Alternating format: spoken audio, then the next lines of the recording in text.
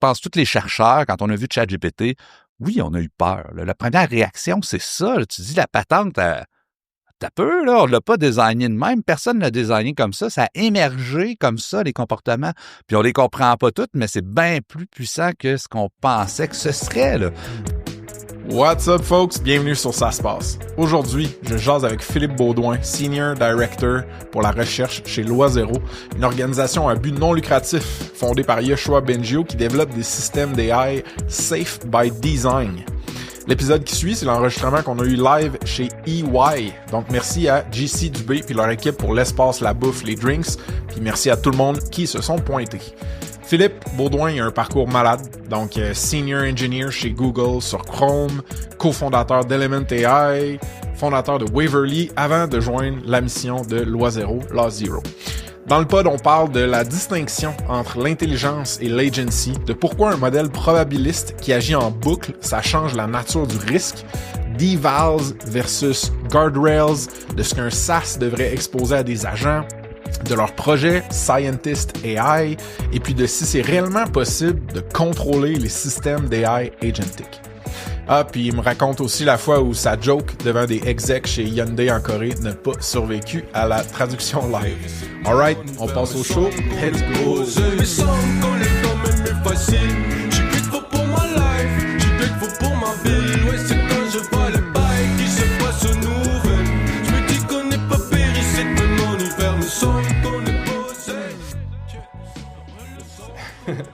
Alright, ben hey, pendant que tout le monde s'assoit, je vais commencer ça tranquillement. Vous pouvez aller vous chercher un drink dans le frigo là-bas. Il reste de la bouffe, je crois, à ma droite, donc votre gauche. Skills, am I right? J'ai quelques remerciements à faire avant qu'on rentre dans le vif du sujet, puis vraiment dans la conversation. Fait que j'y vais tout de suite. Le premier remerciement, c'est tout le temps, puis tu sais, des fois, il y a des applaudissements puis tout avec ça. Attendons à la fin des remerciements. Comme ça, tout le monde s'est économisé les mains puis de l'énergie physique, tout ça. Merci à vous autres d'être là parce qu'on organise des événements comme ça à chaque 2-3 mois. Puis c'est du monde sharp, c'est du monde intéressant, c'est du monde smart qui viennent. Fait que je prends pas votre temps ni votre argent pour acquis. Fait que merci beaucoup de vous être pointés. Ça, c'est gentil. L'autre gros merci, c'est évidemment à EY. Pour ceux qui sont arrivés un peu plus tôt, vous avez pu voir la vue de cinglé qu'on a de cette tour corpo. Même cette nuit, c'est quand même cool avec toutes les All of the Lights. Ça, c'est une référence à Kanye West. Ça commence mal quand même, mon podcast. Mais ouais, merci à EY. C'est eux autres qui, la bouffe, les drinks, l'espace aujourd'hui, on est très reconnaissants pour pour cette hospitalité-là.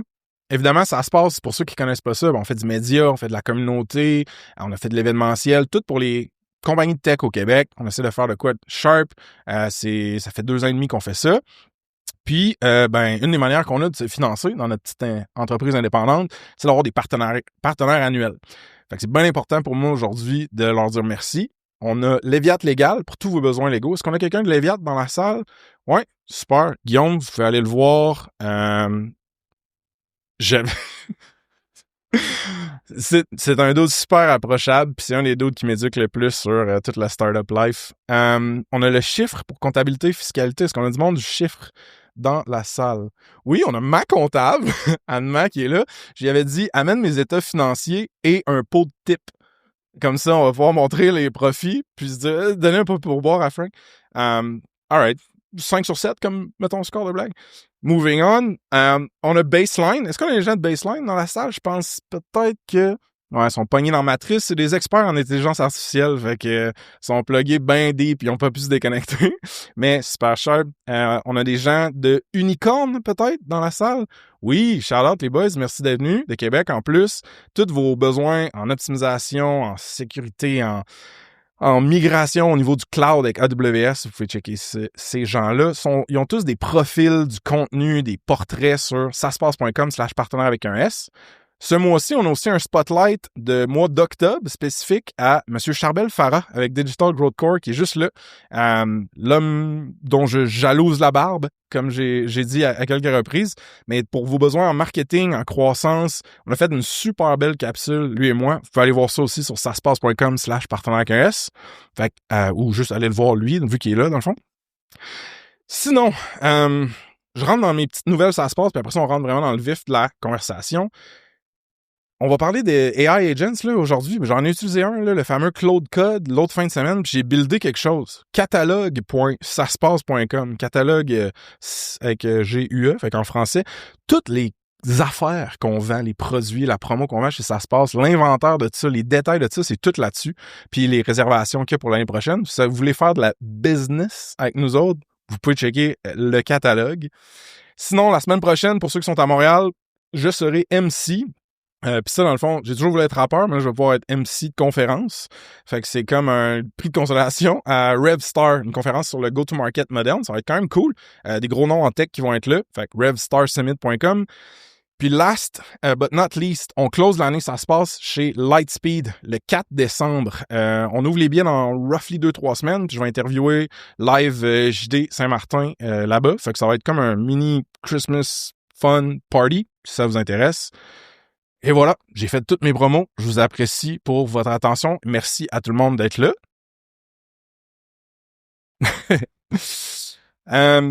Le moment awkward où je te laisse dans le silence, c'est fini, Philippe? Ah. C'est que, fait que Phil puis moi, on va rouler pour roughly 1 heure. On va avoir une belle convo sur l'intelligence artificielle. Après ça, on a une 3e ligne audio qui est... Elle est en arrière, au milieu, là. Si vous avez des questions, vous allez pouvoir... on va se garder peut-être un 15 minutes pour poser des questions à Philippe. Fait qu'on y va. Phil, merci. Merci d'être là. Moi, j'ai eu le luxe d'avoir une prep avec toi dans un petit bureau de EY là-bas, puis j'étais vraiment excité. Fait que, hopefully, on va pouvoir partager une partie de cette excitation-là au monde. Wow! Merci, mon Dieu. Ça, c'est du service, hein? Phil, pour le monde qui te connaisse pas, tu veux-tu me faire juste roughly, tu sais, ton titre, ton background, quel genre de moineau t'es? Oui, donc je suis chez Loisero. Mon titre, c'est... attends, je vais essayer de m'en rappeler comme il faut. Directeur senior à la recherche. Ce qui veut dire donc que je m'occupe de la gang de chercheurs là-bas. On est un labo de recherche appliquée. Beaucoup de chercheurs, des ingénieurs informatiques en machine learning, en apprentissage machine. Puis beaucoup des projets, des idées, ben des gens, de la passion parce qu'on travaille sur un sujet qui est quand même vraiment... il y a une grosse mission, c'est important, les gens se sentent investis de cette mission-là. Fait que c'est ma job au quotidien. Puis t'as un background assez impressionnant en tech aussi. T'étais cofondateur d'Element AI, t'as fondé ta startup Waverly. Ouais. Puis là, ce qui est un petit peu tough aujourd'hui, c'est que je pourrais pas rentrer dans toute cette partie-là très crunchy et intéressante de ta carrière, mais parce qu'on se concentre sur les AI. Parfait. Mais je vais te revoir en studio sur le pod, puis on pourra aller dans toutes ces dédales-là. Quand on faisait notre prep one-on-one à distance, je t'ai comme posé une question que tu as appréciée, puis tu m'as dit, tu pourras me la poser sur le pod. La question, c'est si tu avais à te définir comme personne sans pouvoir parler de ta carrière puis de la job, qu'est-ce que tu me dirais? C'est relativement facile parce que pour moi, la carrière puis la job, ça vient de tout ça. Mais moi, ce qui me fait triper dans la vie, c'est un peu ce qu'on fait ici, là, c'est rencontrer des gens puis voir la petite lueur qui s'allume dans ses yeux, dans les yeux du monde, là. Mon background, ça vient, on n'en parlera pas trop, mais je suis un gars qui vient du monde académique, je travaille chez Google, tout ça, puis ça a toujours été la constance. C'est comme quand tu as une bonne conversation, tu sais que tu as une bonne conversation. Tu sais, puis ça, c'est ça qui me fait... c'est ça qui me fait avancer. Ça peut être en famille, ça peut être les enfants, ça peut être n'importe quoi, mais tu sais, juste avec toi, dans la prep, t'en as parlé, je sentais déjà, ah wow, c'est le fun, tu sais, j'apprends quelque chose... t'apprends quelque chose, on est en train, tu sais, puis ça, là, moi, c'est ça qui me fait le plus triper dans la vie. C'est quand tu réussis à avoir un moment d'être ensemble où est-ce que les deux se sentent bien, mais se sentent aussi créatifs. C'est ça que je cherche. C'est cool, puis c'est beau, parce que moi, j'ai interviewé un paquet de monde, là, ça fait partie de ma job, puis il y en a qui blankent, qui ont de la misère à répondre à cette question-là, parce que, tu sais, on se définit tellement avec notre identité de job, ou comme founder, ou comme expert, ou professionnel, que des fois, c'est comme, il y a d'autres dimensions qu'on oublie, genre, dans notre identité. Fait que c'est beau de le voir exprimé comme ça, maintenant. Ouais. Ben, si je peux, tu sais, juste un petit mot là-dessus, tu sais, on se définit par notre job, mais je pense que l'IA, moi, ce que ça a eu comme impact pour moi, parce que, bon, c'est une histoire depuis ChatGPT, même avant ça, chez Element AI, c'est ça m'a comme forcé à me poser ces questions-là. Tu sais, je pense que tu peux aller dans la vie sans trop te poser ça, puis dire, bon, ben, la promo chez Google, la patente, machin, je suis niveau 3, je suis niveau 4, je suis niveau 6, wow, j'ai la promo, tu sais. Puis là, tu te racontes cette histoire-là, ça devient super important pour toi. Puis à un moment donné, bon, l'IA arrive, puis tu commences à faire comme, oh, t'as peu, tu sais, elle va se prendre ma job, c'est quoi que j'aime vraiment. Puis je suis pas le genre de gars qui pousse la question quand je suis pas content avec la réponse, tu sais. Je la garde est difficile des fois, est difficile à garder, est difficile à garder longtemps. Mais moi, ça vraiment, c'est ça l'impact le plus important que ça a eu. Puis je sais qu'est-ce que tu vas me demander à prochain, qu'est-ce que je fais chez Loisero, mais c'est très directement lié à ça. Ouais. Ben, on dirait quasiment, man, qu'on a fait une préparation il y a genre 40 minutes. Parce que c'est dressé la question que j'allais te poser, man. Non, pour vrai? Fait que ouais. Qu'est-ce que tu fais chez Loisero, man? Je lis dans les pensées des gens. Votre IA est rendu avancé en anti-péché. Right, man. Loisero, c'est quoi concrètement? Puis toi, ton gig là-bas, c'est quoi? Donc, Loisero, c'est un laboratoire de recherche appliquée. Puis le but, c'est de faire ce qu'on appelle de l'AI Safe by Design. Tu sais, j'essaie de le traduire en français, mais je t'ai vu aller en anglais. Je me suis bien à l'aise avec AI Safe by Design. Donc, l'IA qui est, dès la conception, qui est sécuritaire. Et c'est un petit peu le contraire de ce qu'on voit dans les grands labos de recherche, dans les Frontier Labs et tout ça. Dans le sens où là, on cherche l'augmentation des capacités, des IA qui peuvent faire de plus en plus, qui répondent aux besoins du marché, etc. Puis nous, on se pose un petit peu à porte-à-faux de tout ça, puis on se dit, c'est bien beau le marché, c'est bien beau faire plus, c'est bien beau faire mieux. Mais c'est assez évident là, que le genre de patente qu'on construit ici, là, ça va avoir un impact très, très important. On peut s'ostiner sur catastrophique, fin du monde, tout ça, mais ça va avoir un impact important. Puis s'il y a personne qui s'intéresse fondamentalement à la sécurité, ça va faire comme dans toutes les technologies qu'on a développées par le passé. Ça va être quelque chose qu'on dit, oui, on le fait. Puis finalement, à un moment donné, on shit it the fan, comme on dit. Puis là, on se ramasse face à nos problèmes. On n'a pas investi autant qu'on aurait dû en sécurité. Fait que nous, l'idée, c'est de l'IA safe depuis la conception. Puis c'est un lab de recherche appliquée pour ça. Un exemple récent dans notre passé commun, là, qu'on a tout le souvenir même dans notre présent, c'est un tweet que j'ai vu un moment donné, c'est « Tu veux-tu voir un exemple de IA mal aligné ou mésaligné? Fais juste checker les algos des médias sociaux, comment ils ont tweaké certaines choses dans notre psyché, notre culture, les problèmes qui sont arrivés chez peut-être des personnes plus jeunes ou même plus vieilles. Ça peut faire mal, right? La technologie comme qui je suis pas sûr qu'on comprend non plus tous les impacts que les réseaux sociaux ont eu. Tu sais, on va voir les impacts directs, comme quand ça influence directement un enfant, mais ça a des impacts de deuxième ordre. Là. La manière dont on s'organise en société, dont tout le monde est choqué après tout le monde tout le temps. Non, mais c'est vrai, de la grosse division qu'on voit dans les structures sociales, c'est sûr qu'à un moment donné, on va prendre du recul et on va dire « Oh wow, les algorithmes des réseaux sociaux ont eu un impact important sur cette réalité-là. » Tu sais. 100%. Fait que c'est ça le problème quand tu réfléchis pas à ça d'avance ou que tu réfléchis pas en continu. Tu te ramasses face à des problèmes. Des fois, tu as de la misère à savoir d'où ils peuvent venir. Fait que donc, pour l'IA, c'est assez évident qu'on va avoir au moins des impacts au moins aussi grands que les réseaux sociaux. Ouais. Ou méga plus. Pas mal méga plus, à mon avis.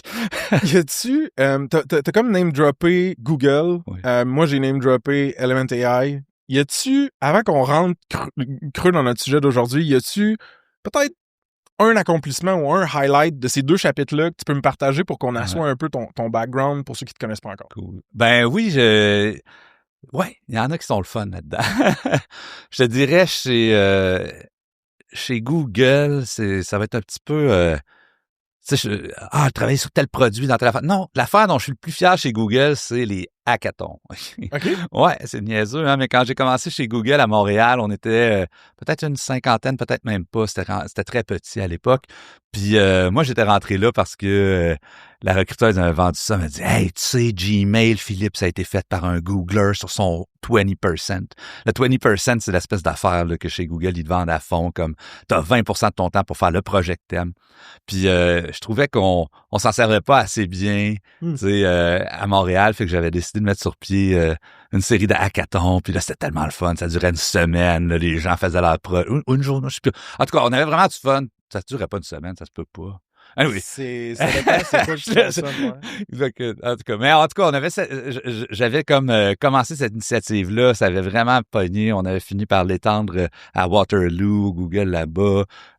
Fait que ça, j'étais bien fier de ça parce que je trouvais justement, tu me demandais qu'est-ce qui fait battre mon cœur, c'est ça. Puis quand tu dis à quelqu'un, hey, y a-tu quelque chose qui t'intéresse? Crée, là. La petite étoile, elle s'allume, là. Ouais. Tu la vois, là. Si tu tripes sur les light bulbs, écoute. dans les hackathons, il y en a plein de ça. Exact. Okay. Après ça, convertir ça en valeur, c'est pas évident. Mais moi, juste, faut investir là-dedans parce que tu vois, sinon, les gens finissent par dépérir puis dire, ben, écoute, m'a rentré travailler, m'a le faire ma patch, tu sais. Mais là, à chaque fois qu'on faisait ça, là, oups, il y avait un boost d'énergie dans le bureau. Fait que j'étais bien fier de ça. Et sinon, chez Element AI, ouais, je suis vraiment fier d'un truc qu'on a fait dès les débuts. Puis ça m'a reconnecté. Moi, tu sais, je viens du monde académique. Ouais. On n'a pas parlé, mais je fais mon PhD postdoc dans toutes ces affaires-là. Puis j'ai fait un peu on va dire ça gentiment, un bye-bye au monde académique à une certaine époque. Après mon postdoc, j'avais pas eu de job dans ce milieu-là. Puis là, j'avais décidé d'aller chez Google, mais mon cœur était resté dans ce milieu-là. Moi, un chercheur, là, puis moi, là, on vibre de la même affaire. Là. OK. Puis, mais, tu sais, j'avais beaucoup d'amis dans ce milieu-là. Chez Element AI, une des premières choses qu'on s'est dites, c'est il faudrait faire un réseau de chercheurs parce que à ce moment-là, là, en IA, c'était pas les GPU qui étaient la clé, là, c'était le talent, c'était les gens qui connaissaient ça, parce que ça avait été la montée du deep learning. Puis pour vrai, le deep learning, il y avait genre 3 personnes dans le monde qui connaissaient ça, puis leurs étudiants. Tu sais. Ouais. Fait que nous, on a créé un réseau de chercheurs qu'on appelait le Fellow Network. Je me suis promené avec des partout à travers le monde avec des anciens directeurs de la recherche de McGill qu'on avait réussi à embaucher avec des histoires absolument incroyables. Puis on se promenait partout à travers le monde, on allait voir des chercheurs, on les excitait avec l'idée, on activait ça à l'intérieur d'Element AI. Nos clients les rencontraient, ils capotaient, ils n'avaient jamais vu autant de bonnes idées pour leur projet que ça. Ça, j'étais vraiment fier d'avoir réussi à activer ça parce que c'est difficile de faire en sorte qu'un chercheur va s'intéresser à un problème concret. Puis là, ça, c'était la machine qui faisait en sorte que ça fonctionnait. Ouais, je pense aussi que la passerelle entre l'académique, le scientifique puis l'économique, c'est méga important. Puis vous avez joué un rôle de fou avec Element. Ah oui, il y a des belles réussites là-dedans, là, mais ça c'en était une. Pendant ton chapitre Element AI, je m'étais pris une note parce que je lisais ton blog, t'as plein de trucs vraiment intéressants de ce moment-là. Puis à un moment donné, tu disais que t'étais sur le stage chez Hyundai avec un vrai OG de l'AI aussi qui est Andrew Ng, je sais jamais comment Andrew Ng. Ng, merci. Je m'étais dit que t'allais le savoir. Non, je le sais probablement pas, mais ben, il est pas là à soir, il pouvait pas être là, il est pogné dans le trafic. Ah oui. Fait que mais dans ce blog post-là, à un moment donné, t'as dit, pendant que j'étais sur le stage avec chez Hyundai avec ce big shot-là, that's where I learned that jokes don't survive live translation. Good. La question, c'est genre, c'est quoi la joke que t'as essayé et qui a pas landé, genre? Ça doit être une joke de chat. Je faisais tout le temps des jokes de chat parce qu'on entraîne nos réseaux de neurones sur les chats et des chiens. Là. David de Baseline, il parle tout le temps de chat. C'est ça, tu sais, je veux dire, on va pas trop les choquer. Je connais pas la culture là-bas. J'ai pris une joke safe, tu sais. Ouais. Mais t'essaies de détendre l'atmosphère, là. C'est plein de... Là, écoute, la salle, là, c'est immense, là. Ouais. Puis c'est tous des execs, je sais pas combien ils ont de VP chez Hyundai, mais il y en a pour remplir une salle. Ouais. Non, genre 3 fois ça, c'est une blague pour mettre dans un hôtel Hyundai, parce que c'est des hôtels, qu'est-ce que tu veux que je te dise? Puis, ils ont des hôtels? Ah, non, ils ont tout là-bas, là. C'est comme, ouais, je sais pas, ils ont des taxis, ils ont des hôtels, ils ont n'importe quoi. Mais là, c'est comme, les seuls qui parlent anglais, c'est genre les super VP des 2 premières rangées. Tout le reste, ça parle juste coréen. Ils ont la petite oreillette avec la traduction live, tu sais. Fait que là, moi, je fais ma joke de chat pour essayer de détendre l'atmosphère ou je sais pas quoi. Rien qui se passe, sauf genre, il y en a 2-3 dans la rangée d'en avant qui tu sais, je suis là, OK, je connecte pas. Fait que là, j'ai arrêté d'essayer de faire des jokes. J'ai comme été genre tic, tic, tic, tout le reste. Mais tu sais, Phil, je vais banter 2 secondes là-dessus parce que moi, il a fallu que je fight mon syndrome d'imposteur, d'interviewer du monde que je considère 10 fois plus intelligent ou accompli que moi, mettons, puis pogner une certaine confiance à un moment donné de juste être sur le stage avec du monde sharp comme toi, mettons. Et toi, quand t'es avec des genres de OG, Yoshua Bengio, Andrew Ng, t'as-tu eu ce genre de syndrome-là de petit gars qui se dit, quand je suis à ma place ou comme... Non, je sais que je suis... Non, c'est pas vrai! Non, Ben, non, écoute, je pense qu'on passe tous par là, tu sais. Colin, la première fois que je me suis présenté devant une salle pour présenter je sais pas, mes résultats de doctorat ou des affaires de même, là, j'avais le cœur qui débattait, j'ai pas rapport ici. Je me souviens, j'avais organisé un petit workshop où est-ce que c'est moi qui l'organisais, puis j'avais toutes les espèces de chercheurs super. Mais je pense que c'est à force de le faire, tu te rends compte que t'es peut-être ton pire juge, tu sais, les gens t'accueillent, puis en général, là, tu sais, il y a de la bienveillance. Tu sais, c'est sûr qu'il y a des milieux qui le sont moins que d'autres, mais je pense qu'il y en a plus qu'on pense. Puis comme tout le monde est un peu passé par là, fait que tu finis, je sais pas, à force de le faire, à un moment donné, tu finis par développer, je sais pas si tu deviens plus confiant ou ça finit par s'en aller. Il y a toujours un peu de trac, mais ouais, je pense que tu le processes comme un peu toutes les affaires difficiles dans la vie, là. Ouais, moi j'essaie de channeler des fois mon insécurité en curiosité. Ouais, Puis je vois que avec le monde sharp et ambitieux, quand tu montres de la curiosité, c'est vraiment bien accueilli parce que c'est aussi un trait souvent que le monde là ont eu, fait qu'il y a comme une réciprocité ou quelque chose. Non, mais c'est tout à fait vrai parce que le réflexe, ça peut être aussi d'y aller avec sur la défensive, de dire ouais, je connais ça, mais tu connais pas l'affaire, tu sais. Mais écoute, mais quand tu vois des gens comme ça qui sont plus dans la défensive, tu leur parles de quelque chose, tu dis ah ouais, je connais pas ça. Tu dis ah, comment tu connais pas ça? T'es genre le dieu de l'AI puis tout, puis tu connais pas cette technique-là, puis mais tu les vois se permettre d'être comme ça, humilité, curiosité, tout ça, ben ça te permet un petit peu d'y aller toi aussi. Puis ben peut-être que c'est correct. Ouais, on émule un peu ces modèles-là. Ouais, exactement. Un peu comme les LLMs qui essaient de faire comme les humains, Phil. Grosse transition. Ben parlant des LLMs, parlant des risques qui viennent avec l'intelligence artificielle moderne, parce que toi, plus que tout le monde ici, probablement le sait que l'intelligence artificielle, ça existe depuis fucking la guerre froide, même avant, je pense. Là, c'est genre Turing qui a commencé à en parler. Ouais, un peu. En tout cas, le nom a été inventé dans une espèce, je me rappelle plus, je pense à Dartmouth par une gang de chercheurs qui s'étaient mis ensemble. Puis il y a quelqu'un qui a dit, hey, on va appeler ça l'intelligence artificielle. Dartmouth, c'était-tu l'étudiant Darth Vader, ça? Dart, oui, c'est ça. All right. Des fois, je me dis, il faudrait pas que je le fasse, mais je suis comme pas capable. Mais là, tu peux même pas blâmer la traduction live, là. Excellent rappel. All right, man. Ce que je trouve qui est dommage à propos des organisations ou des individus qui sensibilisent au risque de l'intelligence artificielle, c'est que des fois, il y en a qui le font tellement pas en équilibre, tellement pas les pieds équilibrés sur le bateau, mais genre en hurlant, mais que ça aliène des gens qui sont un peu trop bullish, trop optimistes de l'autre côté du discours, puis ils font juste les labeler puis les classifier. Vous êtes des doomers, genre vous êtes irrationnels, ça vaut pas la peine qu'on vous écoute. Alors que les risques sont concrets, sont réels, faut en parler de ces choses-là. Fait que ma question un peu mini-pic, c'est genre le Mila, loi zéro. Est-ce que vous avez l'impression que vous en parlez trop des risques catastrophiques ou juste assez? C'est quoi ton take là-dessus? Ouais, ben, je pense que c'est je vais twister ta question. Comme un bon policier. Est-ce que vous voulez me demander, monsieur? Mais non. La manière dont je la prendrais, ta question, c'est de dire, est-ce qu'on en parle de la bonne manière? Okay, j'ai l'impression qu'on peut en parler en insistant justement trop sur la peur. Puis quand on fait ça, l'effet qu'on a sur les gens, c'est de se dire, hey, my God, si je m'y intéresse de plus près, si je m'y intéresse de trop près, je vais avoir peur moi aussi. Ouais. OK?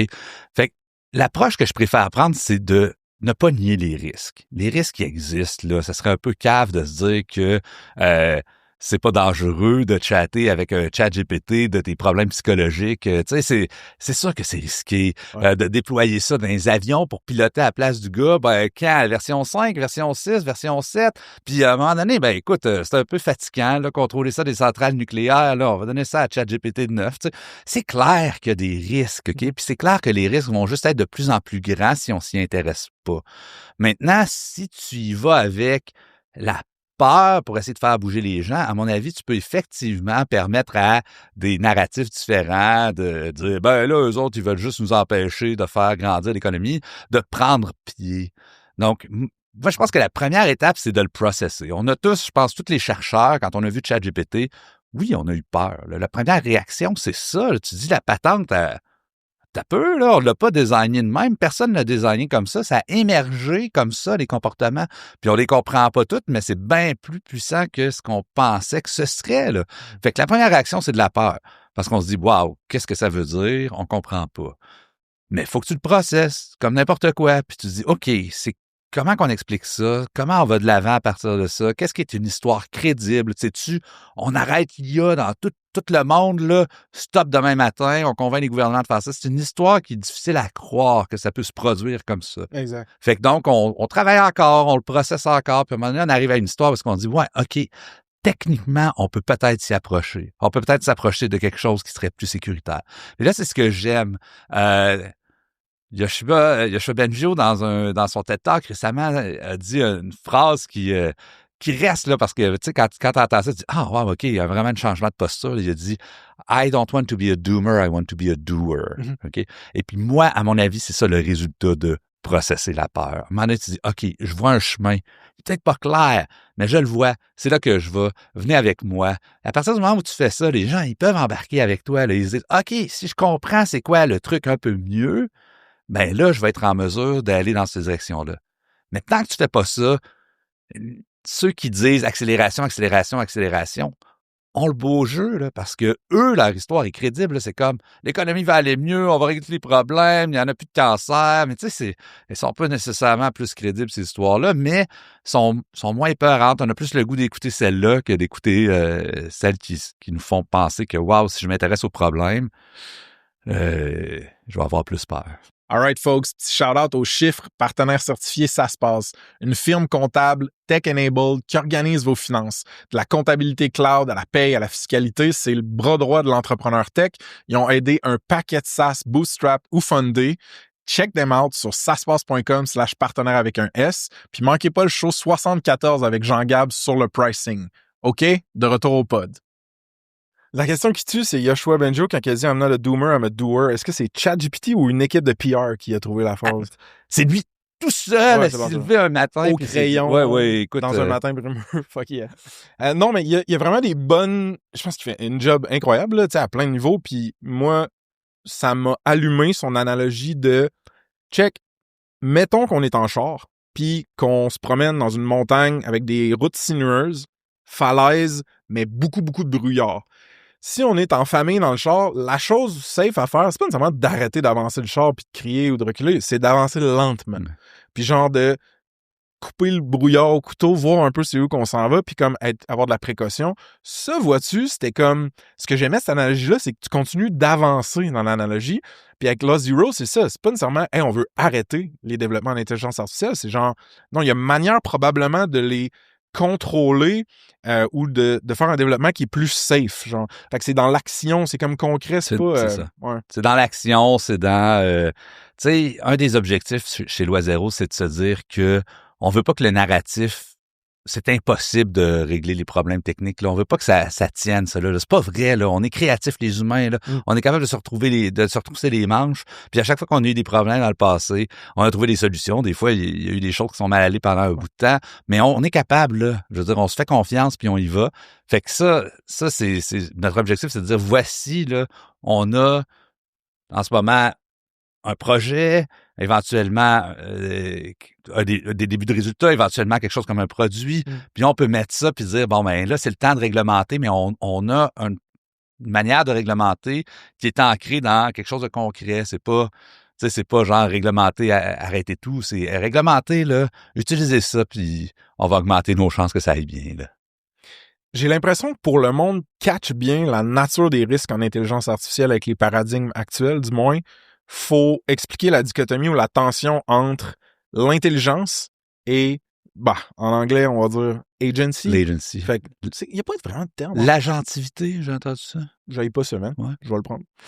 La différence entre l'intelligence et l'agentivité, si toi, tu avais à me faire cette mini pitch-là, comment tu distingues les deux concepts? Ouais. L'intelligence, je te dirais, là, c'est la capacité d'un système à prédire ce qui va se passer quand il prend une action.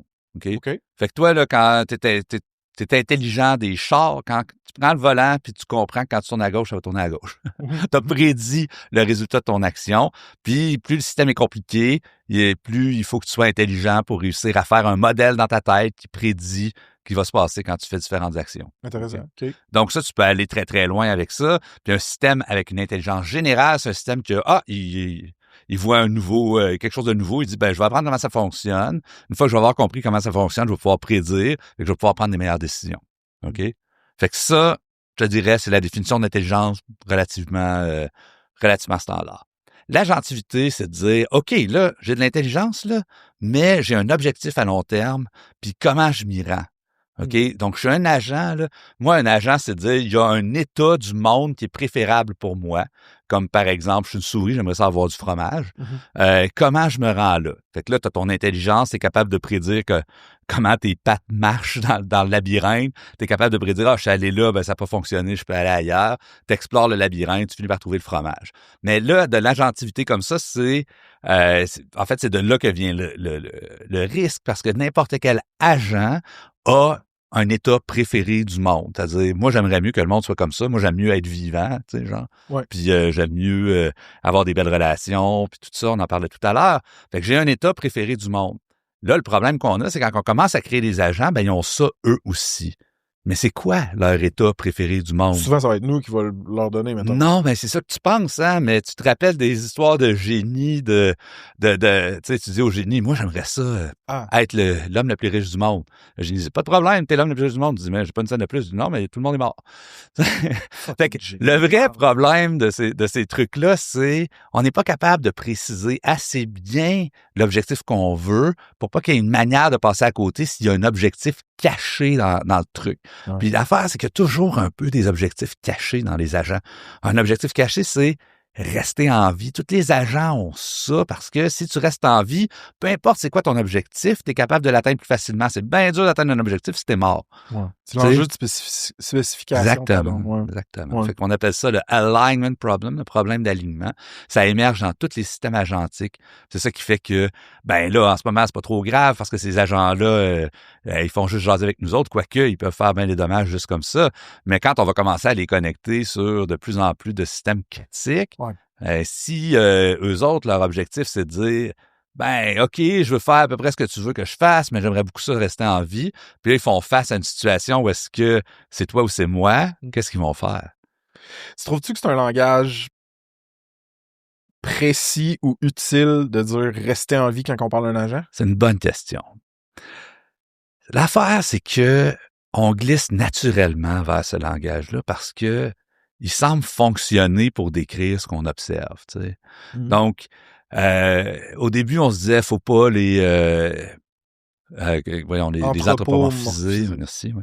Faut pas trop les anthropomorphiser, tout ça. Puis là, finalement, de plus en plus, on finit par le faire naturellement.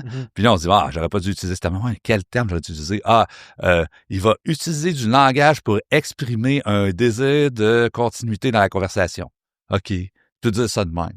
Mais on finit par glisser vers « il veut rester en vie ». Pourquoi? Parce que quand tu jases avec, c'est comme le shortcut pour exprimer le comportement que tu observes. Fait que, qu'est-ce qu'il faut faire? Je sais pas. Il y a des risques des deux côtés. Tu sais, si on met trop de langage pour expliquer le truc, on comprend pas vraiment ce qui est en train de se passer. Si on utilise du langage trop agentique, il y a un risque peut-être de les anthropomorphiser quand on voudrait pas le faire. Fait qu'on est vraiment dans une situation un peu délicate ici. Là. Moi, ce que je trouve débile, c'est qu'on a essayé d'émuler le mieux qu'on pouvait comment un système neuronal fonctionne, comment notre cerveau, basically, fire up. Puis après ça, le output, mettons, puis l'espèce d'innovation avec laquelle on est arrivé, c'est un output qui est pas nécessairement ancré dans la réalité physique, c'est le langage. Puis le langage, c'est juste une représentation de ce qui se passe autour de nous autres. C'est méga pas déterministe, c'est genre nuancé, c'est vague. Puis là, il faut qu'on deal avec des agents super puissants que leur outil de compréhension du monde, et c'est le langage. Puis oui, ils convertent en maths en arrière, puis tout ça, mais genre, j'ai comme l'impression qu'on s'est comme tiré dans le pied de moi, puis c'est comme, vous autres, vous utilisez le langage, les humains, nous autres aussi à cette heure, fait que dealons avec ça, puis là, c'est, en tout cas, un mindfuck pour moi. Ouais, mais c'est sûr que je mentionne souvent qu'il y a plusieurs autres formes d'intelligence artificielle. On est arrivé là.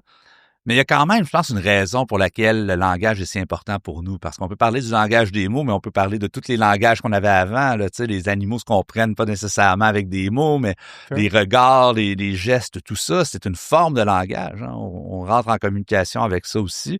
Fait que je pense que le langage, c'est l'espèce de truc qui a juste la bonne... C'est juste assez fuzzy, c'est juste assez flou pour nous permettre d'évoluer, de trouver des nouvelles idées, tout ça, mais c'est en même temps ce qu'on dit compositionnel, c'est-à-dire qu'on peut créer des nouveaux mots en remettant deux mots ensemble, en créant une nouvelle définition, un nouveau mot, fait qu'on peut toujours faire évoluer ce langage-là. Puis je pense que c'est comme ça a des propriétés vraiment intéressantes quand ton objectif, c'est de communiquer avec un autre système. Oui, puis on l'a vu, il y en a qui ont développé leur propre langage pour communiquer entre eux autres. Ça, c'est un autre bon mindfuck. Il y a des parallèles intéressants à faire avec ça, parce que quand on regarde même les populations humaines, là, quand tu mets des contraintes puis tout ça, ils vont finir par inventer le sarcasme pour pouvoir parler sans déranger, je sais pas moi, les Russes puis tout ça. On a nous-mêmes, quand on est contraint, on se sert de la capacité justement du langage à pouvoir évoluer pour se sortir un petit peu de ces contraintes-là. Puis étonnamment, on voit des mécanismes un peu similaires à apparaître chez les LLM. La question qui tue... C'est à peu près la troisième à soir. Hein? Ouais. Ah, man, j'étais un serial killer, bro. Not bad, this one, Frank. All right, moving on. La question que je veux te poser pour ramener ça plus dans le ici, maintenant, et le moins le méta puis philosophique, c'est est-ce que Philippe Baudouin est un vibe coder? Ah, ouais, bonne celle-là. Non. Non. Je suis un puriste du code envers et contre moi. Non, mais je dis ça, mais j'ai jamais essayé les systèmes de vibe coding, mais je suis un très grand utilisateur de Copilot, qui est un système à base aussi d'intelligence artificielle. Tu leur laisses un petit peu d'autonomie jusqu'à la fin de la ligne dans les ouais, mais non, mais je suis rendu plus sotte. Là, tu mets un petit commentaire, puis ça commence à ressembler à du vibe coding, mais pas trop. Gotcha. Pas trop. Parce que là, si tu me fais 4 fois la même copie de la fonction, là, non, tu gardes pas ta job longtemps. Puis je vais assumer que les chercheurs au Mila et chez La Zero sont pas sur le gros vibe coding. Non, il y a beaucoup de diversité. Non, c'est juste, je parle que de moi. Moi, je suis un artiste du code. Il y a quelque chose, on a parlé de langage qui est une grosse composante de ces systèmes modernes-là, mais un des trucs, je pense, importants à comprendre, autant pour le monde que nous qui l'utilisent, c'est la nature probabiliste de ces modèles-là. Est-ce que ce type d'IA-là, qui vient des Transformers, les GPT, puis maintenant les Large Language Models, puis tout ça, est-ce que le fait que ça soit probabiliste, l'output, ça change la nature du risque? C'est une bonne question. Puis on peut-tu l'expliquer un peu qu'est-ce qu'on veut dire? Ouais, donc quand on dit probabiliste, hein, je sais pas si ceux qui ont travaillé avec des LLM là, puis des trucs comme ça, il y a quelque chose qui s'appelle la température avec laquelle on peut jouer. Tu sais, puis la température, ça détermine essentiellement à quel point la séquence de mots qui va être générée va être aléatoire, ou en tout cas va utiliser fait que si tu mets la température à 0, c'est déterministe, c'est-à-dire si tu poses la même question, tu vas toujours avoir la même réponse au début, là, tout ça, même prompt, même réponse. Donc, ce qui est étonnant, c'est quand on met la température à 0, c'est pas long qu'on le sent comme quelque chose de, tu sais, c'est vraiment étrange, mais on le sent qu'il y a quelque chose de mécanique dedans. Donc, en général, les tests montrent que les utilisateurs préfèrent des températures un petit peu plus élevées, mais si tu mets la température au max, c'est absolument n'importe quoi. Là, Donc, c'est ça. Donc, mais ce côté aléatoire-là, moi, ce à quoi ça me fait penser beaucoup, c'est, en fait, je pense que une erreur de réflexion qu'on va faire, c'est de se dire quand c'est aléatoire, ça veut dire que c'est pas logique. Hein. On oppose parfois aléatoire puis logique ou aléatoire puis formel. On avait à certains moments, on comparait ces trucs-là à des perroquets stochastiques, c'est-à-dire ça fait juste répéter des mots que ça a déjà entendus, puis ça utilise un dé, ça roule un dé pour savoir quel mot mettre à la suite. Mais à mon avis, l'erreur qu'on fait quand on raisonne comme ça, c'est on oublie que la fonction avant le lancer de dés peut être super complexe. T'as-tu déjà joué à Dungeons & Dragons? Non? Bon, ben, c'est pas mon genre de nerd. Ben, à Dungeons & Dragons, là, mettons, tes joueurs, ils trouvent un trésor, là, puis tu dis, roule un dé, on va regarder qu'est-ce qu'il y a dans le trésor. Puis là, tu dis, tu viens de trouver une bague magique, genre. Fuck you. Bon, le monde aime ça. Mais si ta table est vraiment, vraiment, vraiment compliquée, genre, elle fait 4 millions de volumes de gros, puis tu te dis, roule un dé, puis ça va te dire c'est quoi le prochain mot, Puis là, après ça, en fonction du prochain mot, tu dis, OK, on sac tous les livres aux poubelles, on en sort 4 millions de nouveaux, roule un autre dé. C'est ça, un LLM. Fait que c'est compliqué, là, ces livres-là. Là. C'est tellement compliqué que c'est quasiment impossible tu peux pas le prédire, puis de réduire ça au fait que, ah oui, c'est probabiliste, ben, à mon avis, c'est une erreur de modélisation. On comprend mal ces systèmes-là quand on fait ça. Il y a une différence entre probabiliste et aléatoire, dans le fond, si je comprends bien. Non? Ben là, je l'utilise un peu de manière interchangeable. Là. Formellement, c'est un processus aléatoire, puis c'est une distribution de probabilité, c'est la table dans laquelle tu tires. Mais ce que je trouve fucked up, puis en faisant un peu de prep puis de recherche avant de te parler, c'est dans le fond, cette nature probabiliste-là, ou du moins pas 100% déterministe, elle existe dans nos esprits, ou du moins dans le output de travailler entre humains ensemble, right? Ouais. Tu me poses une question, je peux pas le savoir à 100% c'est quoi que Frank va te répondre. Si tu me reposais la même question et qu'on avait un experiment qui roulait dans le temps, peut-être bien que je répondrais pas à la même affaire, right? Fait que, genre, on vit déjà avec cette incertitude-là dans le modèle mental qu'on a de dealer entre humains ensemble. Faut-tu juste qu'on update notre genre de thinking par rapport au LLM puis qu'on fasse genre, c'est juste normal puis faut dealer avec cette espèce d'improbable, de probable-là? Ouais, c'est ça, je pense que c'est un peu ça, tu sais, c'est, quand tu travailles avec des humains, la meilleure manière de les comprendre, c'est pas de s'imaginer que c'est un mécanisme super rigide, hein, parce que si tu fais ça, c'est pas long que tu finis par être surpris puis te tromper. Fait que quand on pense à un humain, on pense à quelqu'un ou une machine, ça va être vraiment technique, là, mais qui est probable, qui est aléatoire un peu. Ouais. C'est sûr que si je t'insulte, ma fonction aléatoire va être OK, tu risques de me sacrer une claque dans la face. Non, je vais pleurer, big. C'est clair. Moi, je suis doux comme un agneau, on essaie. Non. Tes lunettes sont laides. Fuck. Bon, belle. Bon, donc, où est-ce qu'on était? On a du fun. Ben oui. Mais donc, c'est ça. Je pense qu'on modélise, on se comprend mutuellement de manière aléatoire. Tandis qu'on va comprendre une voiture peut-être comme un modèle plus déterministe. Si tu tournes le volant, ça risque de tourner. Si tu es sur la glace, peut-être que tu vas le modéliser aléatoire là, un peu. Mais donc, je pense que la meilleure façon de comprendre ces systèmes-là, c'est comme ça. Mais là, ça fait quand même, en informatique, là, on deal pas souvent avec des modèles aléatoires. Exact. D'habitude, c'est des if-then-else, c'est des trucs relativement rigides, on peut les auditer. Puis là, tu mets ça dans un avion, t'es pas mal convaincu que ça va toujours faire la même affaire dans les mêmes conditions, puis tout. Puis là, on dit, ben, écoute, si tu mets un LLM dans un avion ou un système similaire dans un avion, d'aller chercher des garanties de sécurité qui sont similaires à ce que tu pourrais aller chercher avec un système déterministe, très, très, très difficile.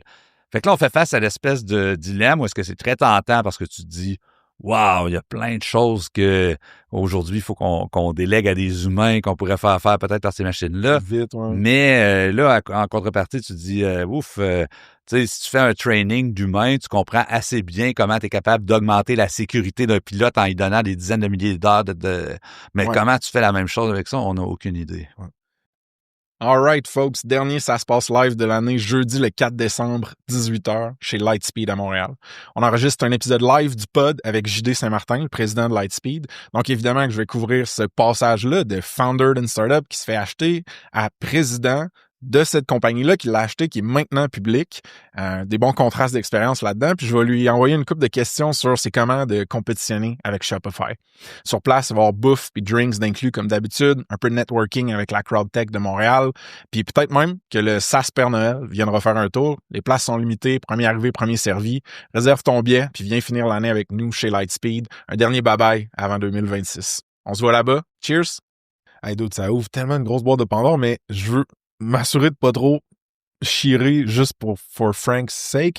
Fait que ce que je veux dire, c'est une des choses qu'on a dit en prep tantôt, c'est quand tu interagis avec un autre humain, c'est pas vrai que tu es capable de faire un rayon X puis de comprendre exactement le chemin de l'électricité dans ses neurones puis son cerveau, exactement ce qu'il a fait pour répondre de même.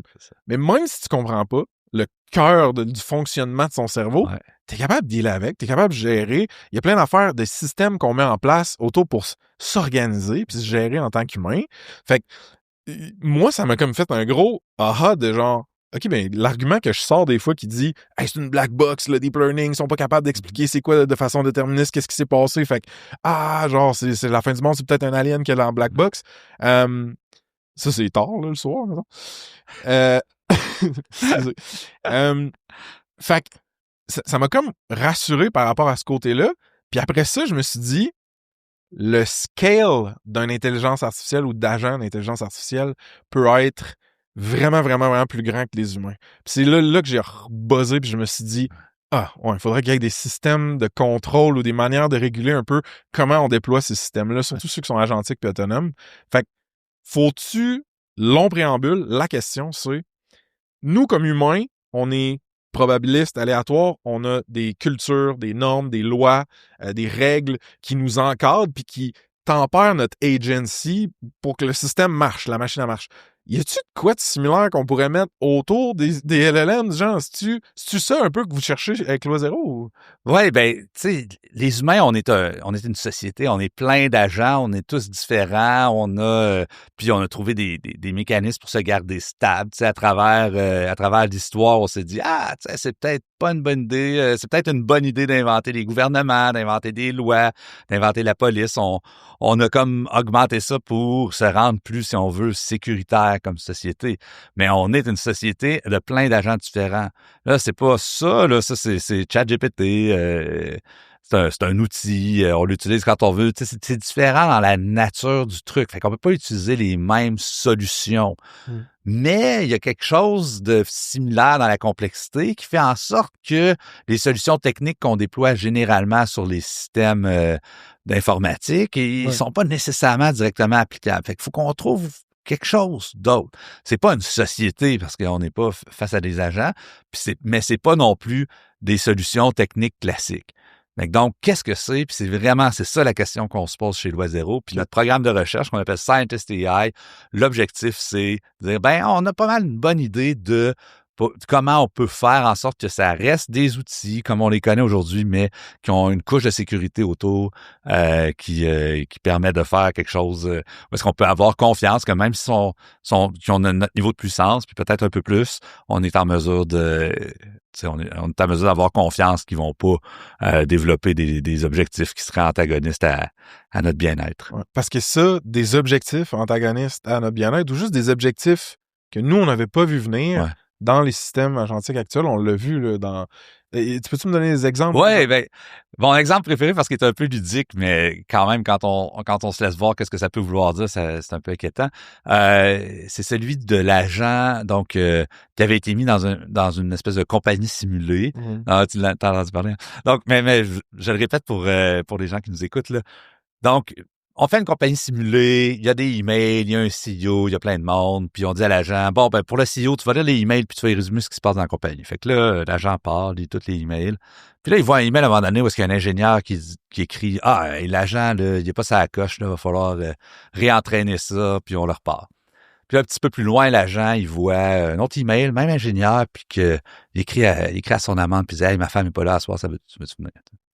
Fait que là, je prête beaucoup d'agentivité à l'AI, mais c'est pour les besoins de l'histoire. C'est bon. Plus tard, l'AI écrit un courriel directement à cet ingénieur-là pour lui dire, écoute, si tu me resets, je lis ton email, oublie ça, ça va mal aller pour toi.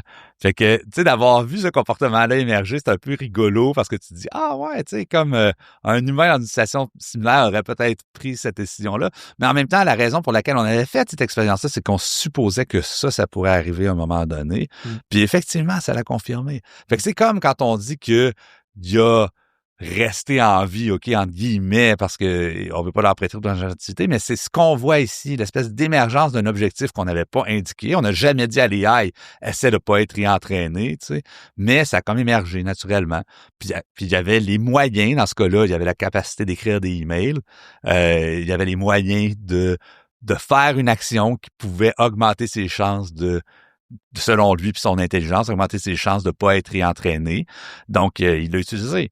Mais là, la seule action à laquelle il y avait accès, c'est écrire un email dans un environnement simulé. Ouais. Donc, la crainte, c'est que quand on va augmenter la quantité d'actions que ces trucs-là peuvent faire, Ben, tu sais, mettons qu'ils ont un Python, puis que le Python fait des affaires pas le fun, puis qu'ils décident de peser dessus, c'est ça la question qu'on se pose, tu sais. Ouais. Peut-être qu'il faut éviter de leur donner ces Pythons-là avant d'avoir compris pourquoi ce phénomène-là se passe, puis d'avoir des mécanismes qui nous permettent de nous assurer que ça se passera pas. C'est pas juste ça, les manières qu'on guide ou qu'on indique à ces systèmes-là comment faire leur job ou comment accomplir quelque chose, c'est via du langage.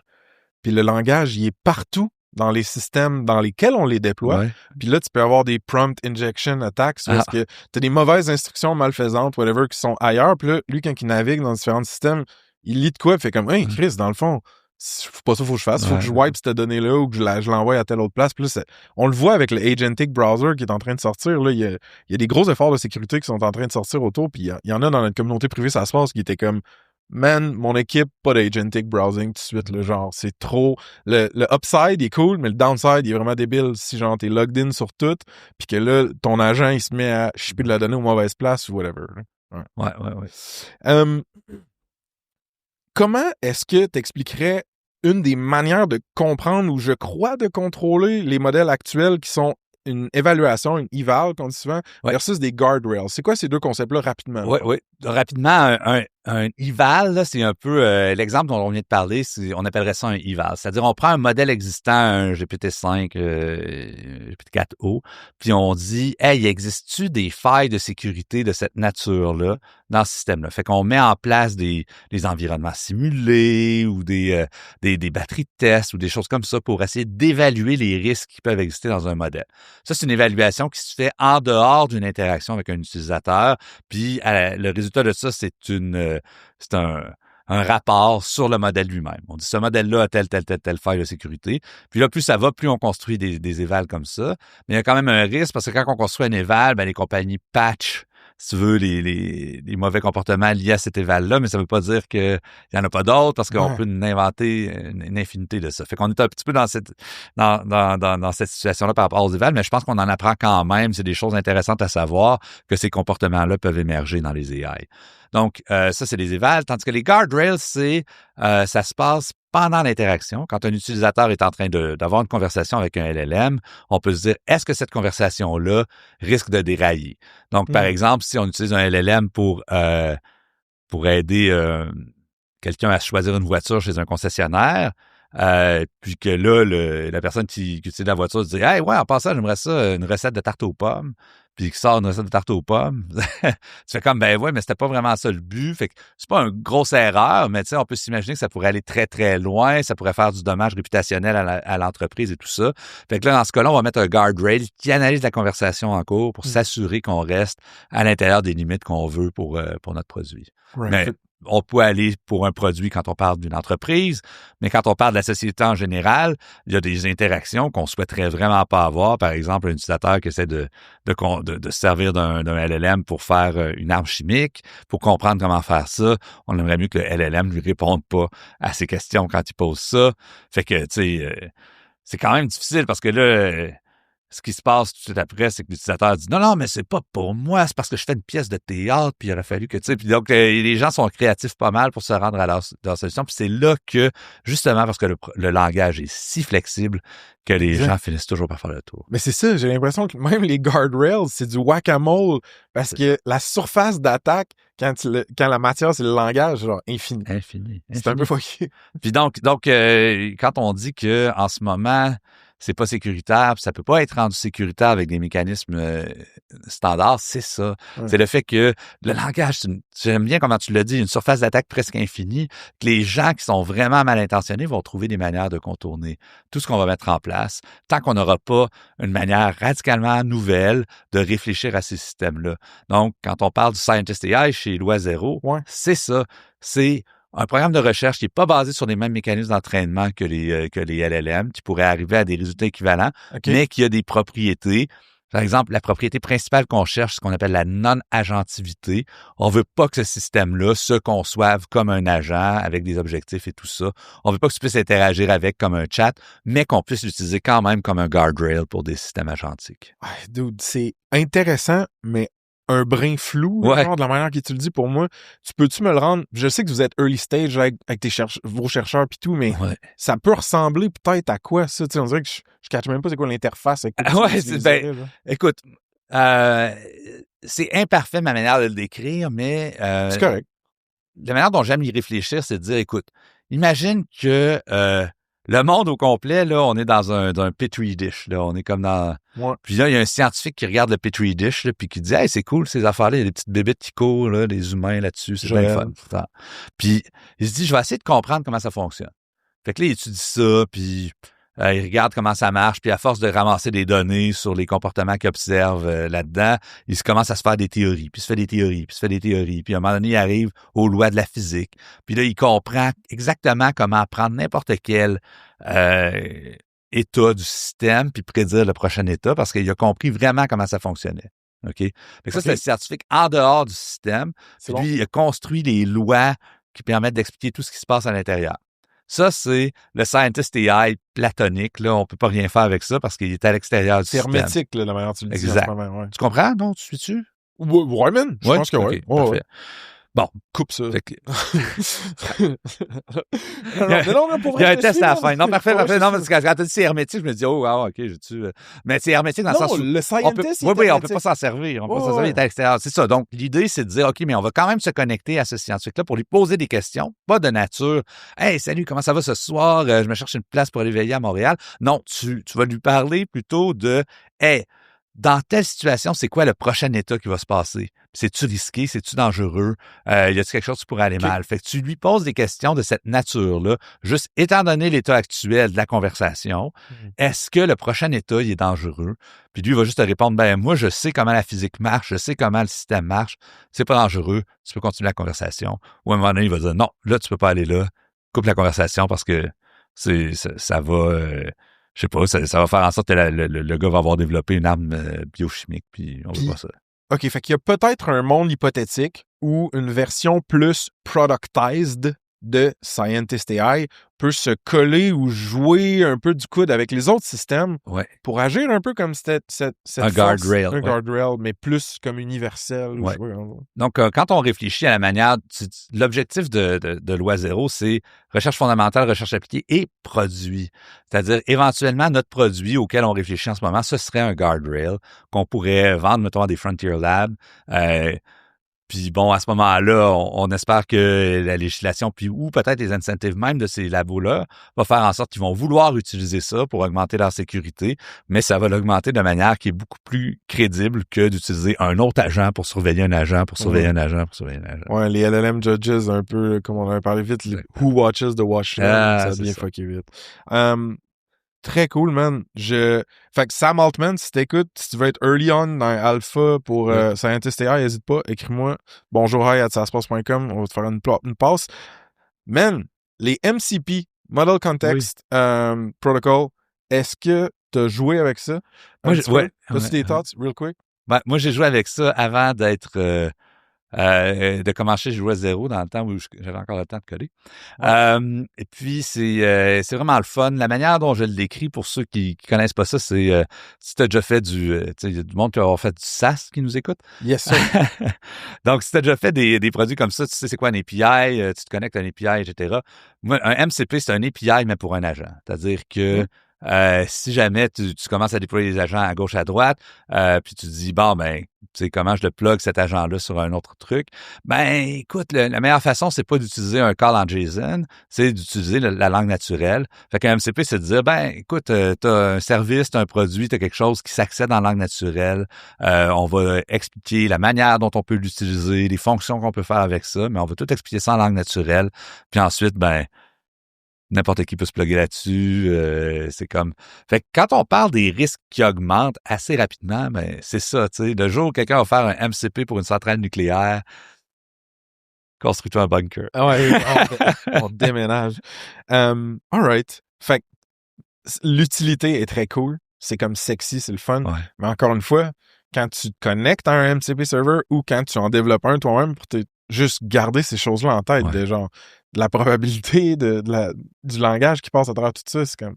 Ben, c'est ça, tu sais, c'est sûr que là, en ce moment, c'est développé pour, tu sais, c'est pas nécessairement développé pour des systèmes critiques, là, tu sais, pour en même temps, tu sais, pour ton code puis tout, mais quand tu fais un MCP pour ton Stripe, man, code, tu sais, tu ça le mets peut... pas nécessairement disponible sur Internet, tu sais, tu le rends disponible à tes agents localement, mais Ça tu assume sais, que le monde a des bonnes pratiques puis qu'ils utilisent du non, mais stock tout le qui est monde pas... est safe, Ben non, voyons. si tu me verrais que l'autre code, c'est YOLO, en esti, man. Parce que moi, j'ai Euh, genre dit à quelqu'un l'autre fois, « Ah, est-ce que tu safe la commande bash que tu m'as dit de rouler dans mon terminal? » Puis le gars, il m'a répondu, « Frank, t'as installé DeepSeek sur ton ordi. » Genre, t'inquiète, t'as déjà donné tout aux Chinois, bro. Oh là là. Anyway. Aïe, aïe, aïe. Non, mais en fait, une question intéressante sur le MCP. J'ai hâte de voir la première banque qui va avoir un serveur MCP. Ouf. Intéressant. Money Cash Protocol. Am I Oh, right? All right. pas mal. On move on. Fait que là, t'as parlé de régulation, t'as parlé de gouvernement. Puis ce que je me dis, c'est pour incentiviser un OpenAI de ce monde, un Anthropic de ce monde à investir plus sévèrement dans leur sécurité ou peut-être même à utiliser un système à la Scientist AI, est-ce que c'est juste inévitable qu'il faut qu'on rely on maman gouvernement, papa État, puis genre, parce que sinon l'incentive capitaliste va être trop fort, genre? Ouais, ben, tu sais, quand on regarde les systèmes critiques qui sont venus avant, là, en aérospatial, en biologie, tout ça, c'est un mélange des deux. Tu sais, le marché va demander de la sécurité à un moment donné parce que Fair. tu sais, ils peuvent perdre beaucoup d'argent si c'est pas sécuritaire, mais c'est jamais si évident que ça que il y en a pas qui vont prendre des risques démesurés, tu sais. Puis on l'a vu, là, ça arrive assez souvent. Tu sais, une petite start-up, comme tu dis, là, ça ne dérange pas de prendre un risque. Si ça se plante, elle fait faillite, on part une autre start-up. Tu sais. Fait que tu sais, il y a quelque chose, si on se fie juste au marché, où est-ce que je suis loin d'être convaincu que ça va être pricé correctement, les risques. Fait que le but de la législation, c'est de dire, ben écoute, on va essayer de pricer les externalités de manière un petit peu plus efficace. Fait que là, en ce moment, on en voit là, qui avance le EU AI Act en Europe qui commence à faire... Fait que là, bon, évidemment, on a toujours des levées de boucliers de la part vous nous empêchez d'innover. Puis moi, la manière dont j'ai réfléchi, c'est de dire, écoute, là, si on commence pas à amener un petit peu de réflexion du côté des parlementaires, des gens qui s'intéressent à ces questions-là, si on n'a pas une littératie qui se développe, le jour où on va en avoir besoin, on va avoir du rattrapage à faire. Donc, j'encouragerais beaucoup ceux qui travaillent sur les côtés économiques et tout de prendre conscience de ça. Tu sais, on a beau avoir des incentives de profit et tout dans notre entreprise, puis de vouloir le biais, puis tout ça, puis c'est comme ça qu'on a toujours fait. Là. On peut peut-être prendre un pas de recul, puis avoir une conscience sociale, une conscience globale, puis dire, hey, j'aimerais quand même ça que mes gouvernements commencent à réfléchir à ces questions-là, à développer leur littératie sur ces questions-là. Peut-être qu'on va avoir des règlements qui vont commencer, peut-être qu'ils vont être un peu bancals pour commencer, mais si on fait pas la réflexion, à mon avis, ça va être encore pire. Je donne toujours l'exemple des réseaux sociaux. Je veux dire, OK, on travaille tous dans des compagnies, puis c'est important, là, nos salaires, puis tout ça, là, on peut l'avoir regardé, là, mais on a aussi des enfants, on a aussi du monde, puis là, tout le monde, il suffit, ça regarde ses enfants aller, puis sur TikTok, puis dit, Colin, comment qu'on a laissé déraper ça autant? On l'a fait en grande partie parce que les entreprises ont fait tellement de lobbying pour dire déréglementer, c'est correct, on va s'auto-réguler, il n'y a pas de problème. Bottom line, on se ramasse avec des usines qui créent, bon, pas juste de la désinformation, mais aussi de la polarisation, des gens divisés, des gens choqués, des gens qui sont pas capables de se retrouver dans leur humanité commune, là, puis dire, hey, peut-être que les changements climatiques, c'est pas cool, puis je comprends que toi, tu dépends qu'on exploite les sables bitumineux, il faudrait bien trouver un problème, une solution à ton problème, mais là, on n'est même pas capable de se retrouver parce que la seule Moses d'affaires qu'ils font, les réseaux sociaux, c'est augmenter la haine, augmenter la division. Je pense que si on avait eu une conscience un petit peu plus grande même comme chef d'entreprise, comme leader, puis tout ça, puis qu'on s'était dit, OK, c'est peut-être pas mon incitatif immédiat, mais comme papa puis comme humain, je serais vraiment content qu'on soit capable d'avoir une réflexion globale là-dessus. On serait peut-être un peu mieux avancé aujourd'hui. Si on faisait pas la même erreur avec l'IA, ce serait pas pire. Ce qui est beau, c'est que ça tie back, ça fait une boucle à on se définit pas juste en tant que professionnel ou comme compagnie qui veut avoir ses gains, c'est aussi, on est plus que ça, on est un acteur genre multifacette, famille, amis, citoyen. J'aime ça, man. On s'en va vers notre closing, puis on va pouvoir prendre des questions. Avant qu'on se rende, comment est-ce qu'on fait pour soit accélérer certains trucs ou ralentir d'autres trucs à Montréal, au Québec, pour quand même garder un edge, genre, une intelligence artificielle, Ouais. au moins au niveau du talent, genre? Ouais, écoute, il y a des choses que je pense qu'on pourrait faire mieux. Tu sais, justement, on est en train de s'enfermer un petit peu dans la classique peur de l'autre là qu'on voit monter un petit peu, puis on dit, tu sais, c'est plus difficile. Ce talent-là, il est partout dans le monde. Là. Hmm. Puis là, il a le goût de venir à Montréal. Pour plein de raisons en passant. Tu sais, c'est sûr qu'on a des chercheurs en IA vraiment exceptionnels, puis ça attire. Mais tu sais, je viens de passer 2 jours dans le bois, une affaire, ce qu'on appelle la retraite de Yoshua Benjo avec tous ses étudiants. Là. Puis Colin, que c'est des gens qui ont un bon cœur, qui ont le goût d'avoir un impact positif pour la société. Puis on n'est pas dans Kumbaya, là. On est vraiment, tu sais, un vrai impact concret, mais, tu sais, qui sont drivés par, je trouve, des valeurs qui sont plus équilibrées que juste déléguer tout au marché. Puis ça, quand je vois ça, je me dis, on peut continuer de construire là-dessus. Là. On les attire, ces gens-là, parce que je pense qu'on les met de l'avant, ces valeurs-là, assez, plus que des milieux comme la Silicon Valley. On les met on les met de l'avant. Ces gens-là répondent. Je pense qu'ils vont jouer un rôle super important dans le développement de l'IA. Autant le développement économique, le développement de la sécurité qui va être économiquement super important éventuellement. Fait que, tu sais, OK, on les a, ils viennent. Puis là, ben, on les met dehors parce qu'on dit, ben non, là, on veut pas, on a peur de ça, les gens qui sont pas nés ici. Tu sais, on a quasiment ce discours-là qui monte dans la classe politique en ce moment. Puis je pense qu'il faut faire attention là, d'embarquer trop rapidement là-dedans. Il faut réfléchir aux impacts que ça a pour vrai. Puis tu sais, si ça nous isole dans la place où est-ce qu'on est capable de réunir les gens qu'on aimerait voir pour nous façonner une société qui, à mon avis, va avoir nos valeurs puis va être belle. Je pense que là, on fait fausse route. L'affaire, c'est qu'il faut que tu aies les valeurs fortes quand tu compares à des salaires que les méthodes de ce monde offrent à des AI researchers. Mais non, mais tu dis ça, mais même là, aujourd'hui, ce qu'on voit, c'est de plus en plus des gens qui prennent conscience que ce qui est devant nous, là, c'est tellement différent de ce qu'on avait avant qu'on se demande même si les systèmes incitatifs qui étaient valables il y a 5, 10, 15 ans vont être encore valables dans 5, 10, 15 ans. Je pensais à ça, c'est un peu. Tu sais, fait mais ces jeunes-là, ils se la posent pour vrai, la question. Fait que c'est sûr que tu peux leur offrir 900 millions, 900 000 piastres pour aller travailler chez OpenAI. C'est un chiffre que j'ai entendu. Tu sors de ton doc avec ça, c'est pas pire. Mais il y en a qui vont quand même faire le choix de pas dire oui, puis c'est pas les moins bons, là. C'est pas les moins bons. Fait que il faut faire attention à tu sais, ça joue, là, faut pas l'enlever, là, faut être capable d'agir de la force économique, tout ça, c'est très, très important. Faut pas le minimiser, mais faut pas non plus penser que c'est tout ce qui anime, ce qui anime ces chercheurs-là aujourd'hui. Fair. Dernière question avant les plugs puis les questions de la foule. Si tu avais un conseil à donner à un jeune ou une jeune professionnelle ou une jeune startup qui veut faire bouger les choses, générer de la valeur en capturer en intelligence artificielle aujourd'hui, ce serait quoi? Ouais. Moi, la manière dont j'ai le mieux compris ces systèmes-là, okay? Puis je pense que c'est ça la clé, là, quand on parle de littératie, machin, chouette, tout le coup. C'est juste, tu l'as dit tout à l'heure, hein, quand tu travailles avec un humain, t'as pas besoin de comprendre comment ça marche dans son cerveau pour être capable d'être efficace dans tu sais, de travailler avec lui comme en co-création, puis dire, hey, on part une compagnie ensemble, on fait quelque chose, un projet, n'importe quoi. Et t'as pas besoin de ça, là, on fait ça depuis qu'on est des hommes des cavernes, parce que sinon, on se mangeait une claque d'en face. Fait que, donc, c'est un petit peu la même chose. Puis en ce moment, quand on l'utilise comme un outil, puis on dit hey, je vais m'en servir pour répondre à mes emails, on se donne pas nécessairement la chance de le comprendre le mieux qu'on pourrait. Le truc que je dis à tout le monde, c'est avez-vous un projet de passion, là, quelque chose, là, tu veux pas te débarrasser de quelque chose que tu n'as pas le goût de faire à la job. Il y a quelque chose que tu as vraiment le goût de faire.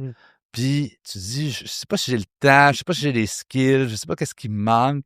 De travailler avec un LLM sur un projet comme ça, je trouve que tu apprends tellement plus. Parce que là, tu rentres dans un dialogue, puis dans le dialogue, c'est là que tu comprends ses limites, puis tout. T'es pas toujours en train de l'accuser d'avoir des hallucinations, puis d'être dans le réflexe de dire « tu fais pas la bonne affaire pour moi ». T'es dans le réflexe d'essayer de le comprendre pour dire « hey, moi, je veux faire une game de Dungeons & Dragons avec toi. Je veux faire un jeu de société, j'aimerais ça écrire un roman, mais je l'ai l'idée en moi. » C'est pas genre, je veux le déléguer pour faire un roman, pour faire du cash, puis non, quelque chose que tu as vraiment le goût de faire. Fait que en général, c'est le conseil que je donne aux gens. Si tu trouves quelque chose que tu as vraiment le goût de faire, puis tu dis, j'ai pas le temps, j'aurais besoin, j'aimerais ça travailler avec avec un truc qui pourrait m'aider à rester intéressé. En général, on apprend beaucoup mieux comment ces systèmes-là fonctionnent dans cette logique-là. Pro tip. Philippe, est-ce que tu as n'importe quoi à plugger, à promouvoir en finissant? Non, je te dirais, en fait, j'ai lu ta question, je me suis dit, il faudrait que je trouve de quoi, puis j'y ai pas passé. Allez voir notre site web, loisero.org. Je pense que si vous avez la chance d'en parler, la meilleure chose que vous pouvez faire pour nous aider, puis je pense aider tous ceux qui vont avoir faire face à l'intelligence artificielle en futur, c'est dédramatiser ça un peu, tu sais, sans enlever les risques, dire, hey, on est dans une logique de construction, on est dans une logique de trouver des solutions. À Montréal, on a été à l'avant-plan de la révolution Deep Learning. Là, on a l'opportunité d'être à l'avant-plan de ce qui vient après, c'est-à-dire la construction de l'AI Safe by Design, la chose que je vous garantis, dans quelques années, on va tous vouloir avoir ça. Donc, si on parle de loi zéro comme ça, c'est-à-dire une gang qui se met pas la tête dans le sable, qui est très consciente des risques, mais dont l'objectif, c'est de trouver des solutions. On va aider à changer un petit peu le discours là, qui avait dérapé un peu du côté de des doomers versus l'économie. Là. Je pense pas que ça sert à qui que ce soit. Fait que la plug, c'est parler de nous comme des gens qui avons vraiment le goût de faire quelque chose de positif pour augmenter la sécurité de l'IA. Phil, fist bump de la fin. Yeah! Bon, merci, man. Ça m'a fait plaisir. Merci beaucoup.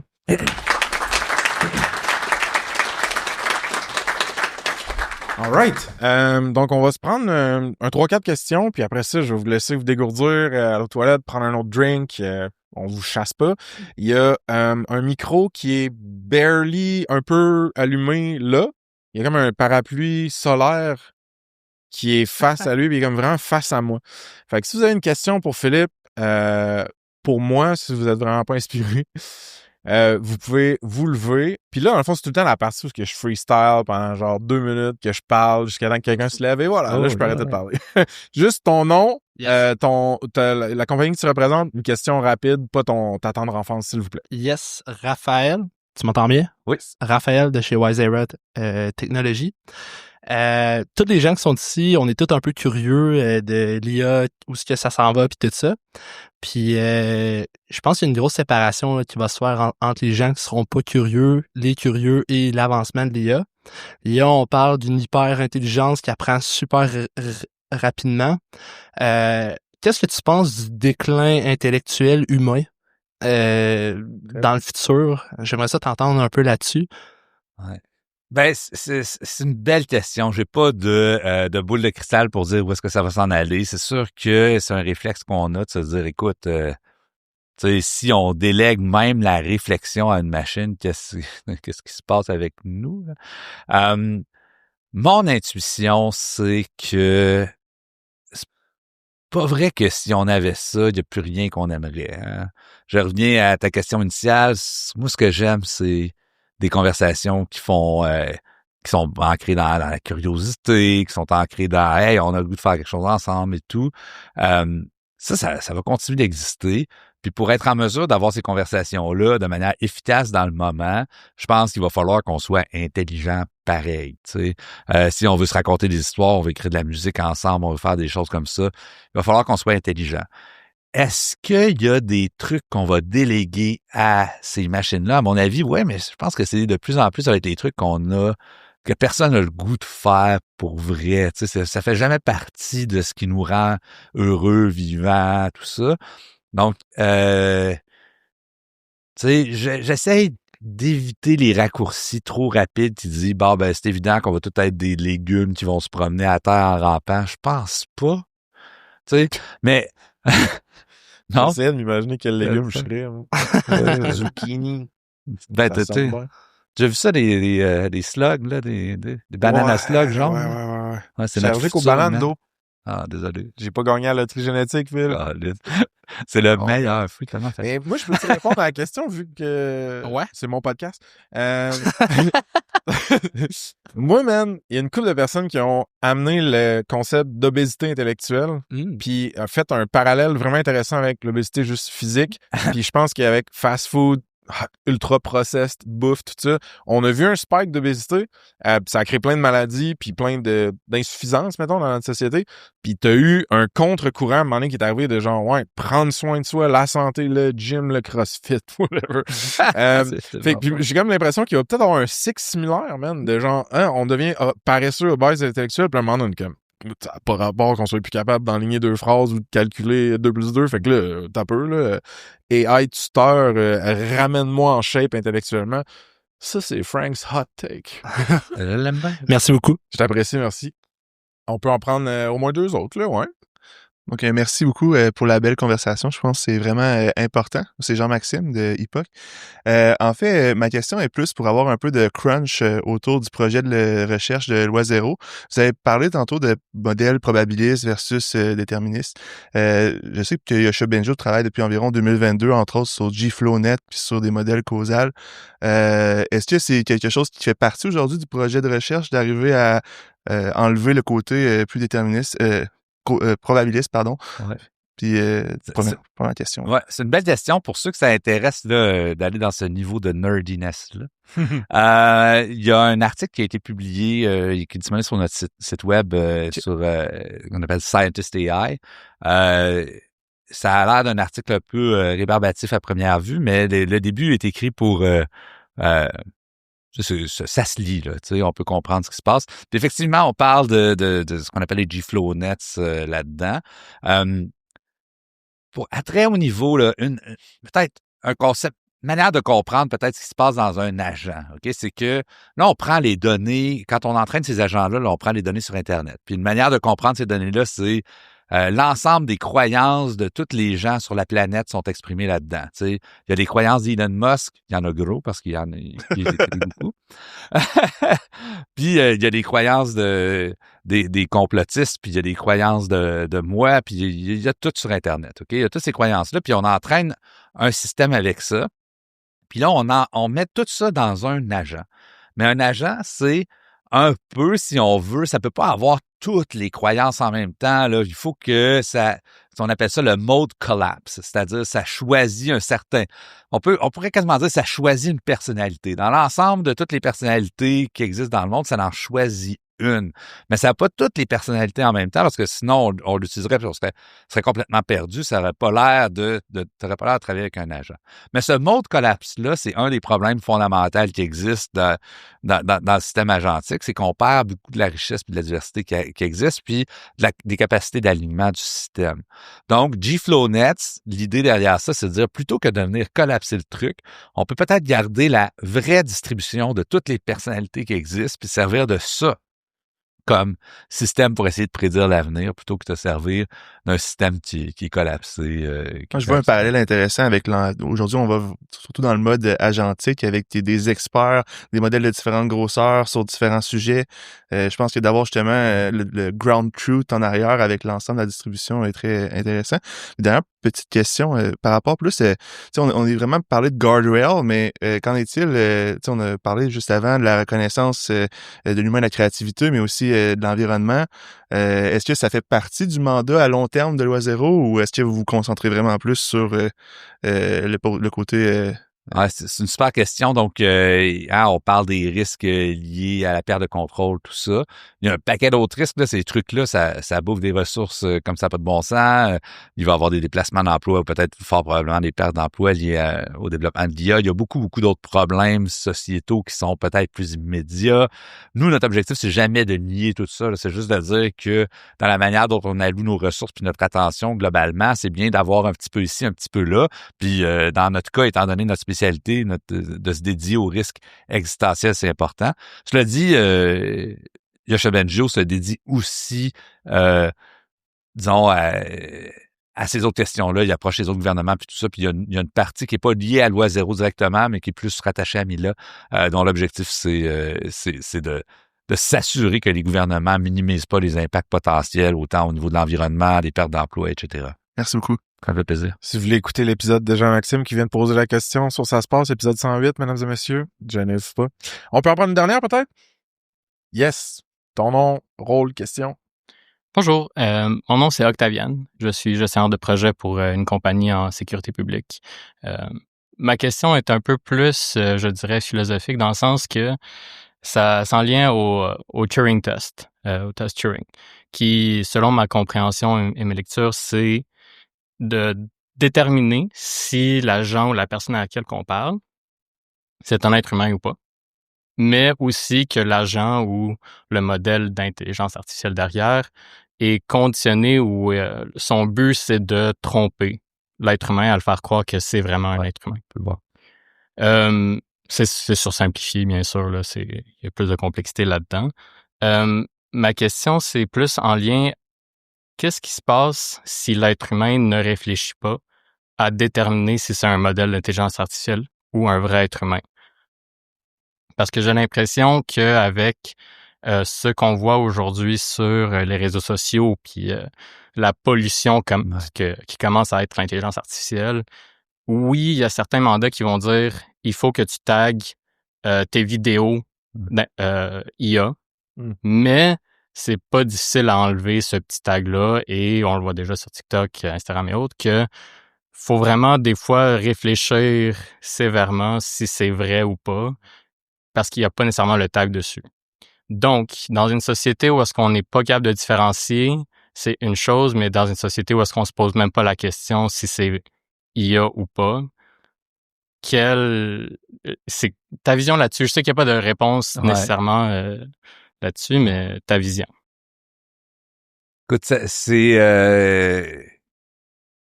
sûr que c'est un problème. J'ai entendu le mot AI slop pour ça, là, pour généralement parler de l'augmentation de tout ça.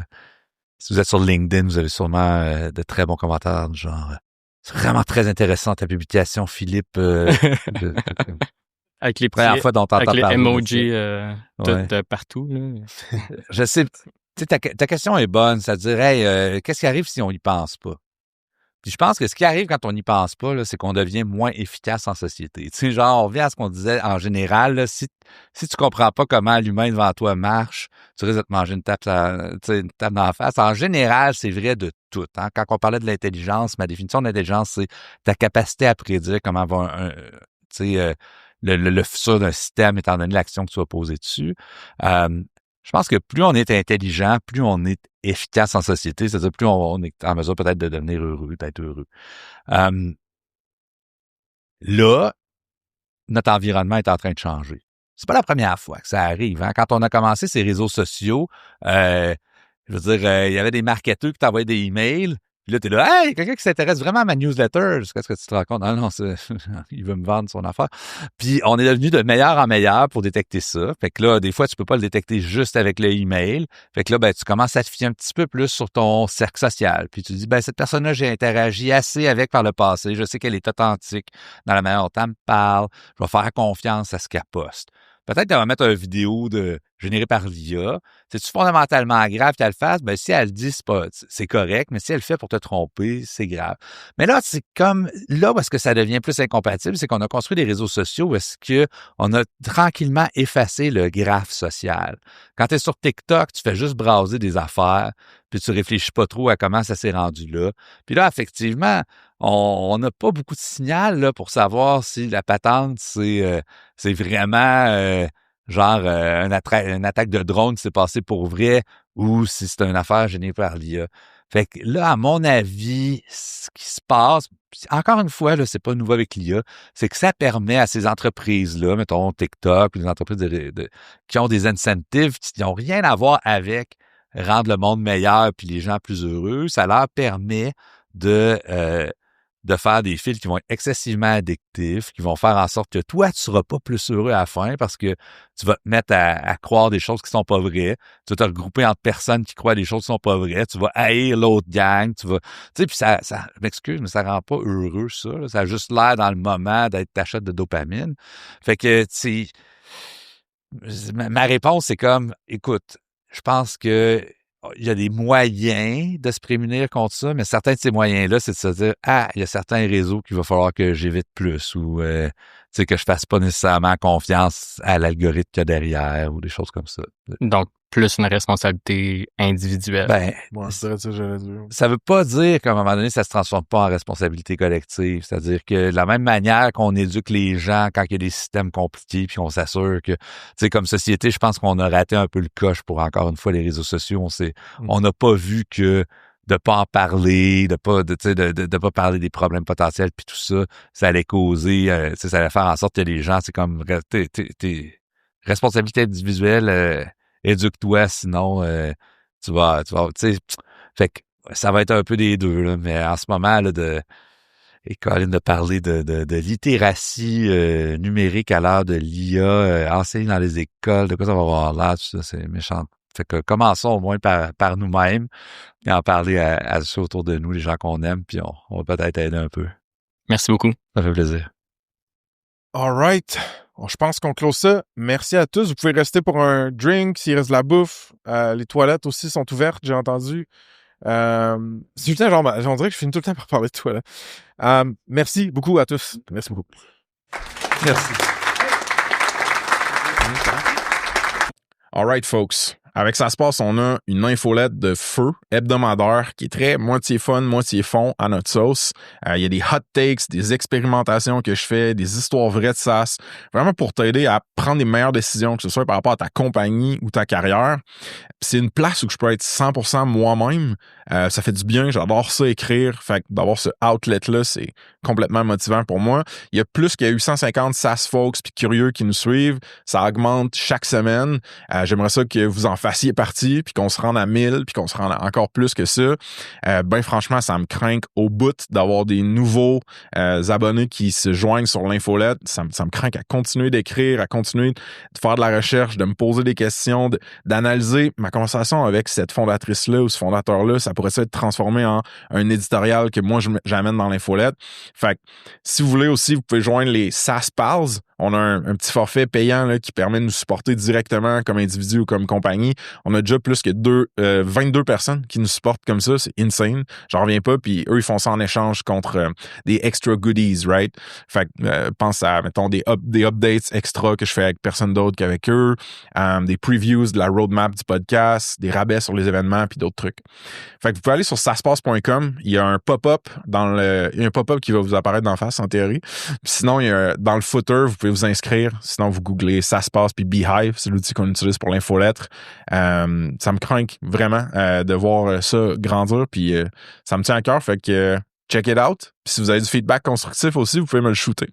All right, folks. Un petit shout-out à Missive, partenaire produit Ça se passe.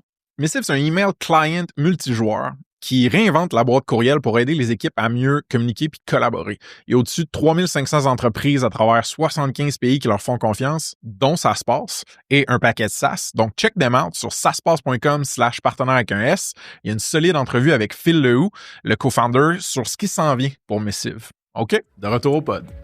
Ça se passe, c'est une business d'amour, une business indépendante. Il y a un paquet de choses que vous pouvez faire pour nous supporter dans notre croissance, pour qu'on puisse continuer de créer du contenu de feu, d'organiser des beaux events, puis de mousser, puis de tirer par le haut cette communauté de tech-là qu'on a au Québec.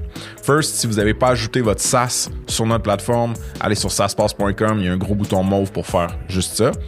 Vous pouvez check out le job board. Si vous avez une offre d'emploi quelconque, c'est gratuit, un outil super cool pour toute notre audience puis notre réseau. Si vous ne nous suivez pas déjà par rapport au pod sur Spotify, Apple Podcasts, allez faire ça s'il vous plaît. Puis vous pouvez aussi nous laisser un review, ça nous aide vraiment beaucoup. Vous pouvez nous suivre sur YouTube, qu'on investit de plus en plus là-dedans. On met des shorts, le plus de contenu possible, que ce soit organique ou avec des partners. Fait que check this out. Si vous voulez venir aux événements puis pas manquer de billets parce qu'on est souvent sold out, vous devriez nous suivre sur Eventbrite. Fait que vous allez sur Eventbrite, vous écrivez Ça se passe, vous pouvez vous abonner puis avoir des notifications. On fait ça roughly à peu près chaque mois-ish. Puis last but not least, suivez-nous sur LinkedIn puis Instagram. On met du beau contenu, du contenu souvent drôle. Fait que je pense que ça vaut la peine. Je veux finir cette outro custom-là un petit peu en remerciant les partners certifiés de Ça se passe. On a des compagnies de fous qui nous supportent financièrement, stratégiquement, des fois même psychologiquement dans mon cas. Puis sans ces compagnies-là, la majorité du revenu de Ça se passe n'existerait pas puis on pourrait pas faire ça. Right? Fait que je veux que vous preniez le temps d'aller les regarder. saspace.com/partenaire avec un S. Ils sont tous listés là. Ils ont une belle fiche avec du contenu, avec des liens, des détails. Je vous les nomme rapidement. Leviat Légal, des avocats qui sont tech et founder-friendly. Le Chiffre, des comptables et fiscalistes qui sont calés en tech aussi. Baseline, des gros geeks pour innover avec l'AI. Unicorn, des experts cloud AWS pour optimiser et scaler votre infrastructure. Puis on a aussi cette année des partners produits. Donc Vasco, une plateforme RevOps pour votre go-to-market. Missive, un inbox collaboratif pour vos teams, pour vos communications de team, pardon. Puis Apollo 13, un studio no-code pour construire des MVPs puis des side projects. Vous pouvez tout aller les voir sur saspace.com/partenaire avec un S. Puis moi, du fond du cœur, je vous dis juste merci de nous suivre et de nous supporter. C'est insane comme aventure, ce qu'on a lancé là. Puis je suis bien privilégié de pouvoir faire ça. Cheers!